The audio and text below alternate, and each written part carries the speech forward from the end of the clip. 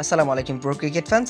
দর্শক, মাঠে চলছে খেলা আইপিএলে আজকের ম্যাচে এরকম ভাবেই খেলাটা চলতেছিল ভালোভাবেই, কিন্তু হঠাৎ দেখা যাচ্ছিল স্ট্যাম্পের উপর বেল নেই।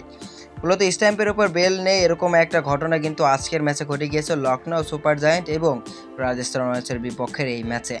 বেল না থাকার কারণে কিন্তু আম্পায়ার বলটি ডেট দিয়েছিলেন। মূলত 11তম ওভারের প্রথম বলে ট্রেন্ট বোল্ট বল করেছিলেন। দীপক হুডা কিন্তু সজোরে ব্যাট চালিয়ে দিয়েছিলেন সোজাসুজি।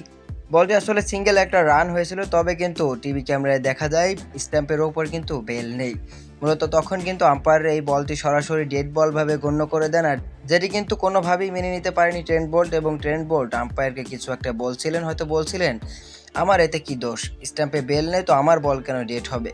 পরে অবশ্য টিভি রিপ্লেতে স্পষ্টভাবে দেখা যাচ্ছিল বলটি ডেলিভারি করার সময়তেই কিন্তু স্ট্যাম্পের উপরে বেল ছিল না, আর যেটি দেখে রীতিমতো হাসতে হাসতে শেষ ক্রিকেট মাঠের সকল দর্শকরা সহ ধারাভাষ্য কক্ষের লোকেরাও হাসছিলেন, ক্রিকেটাররাও। আর এরকম ঘটনা কিন্তু এবারই প্রথম দেখা গেল আইপিএলে।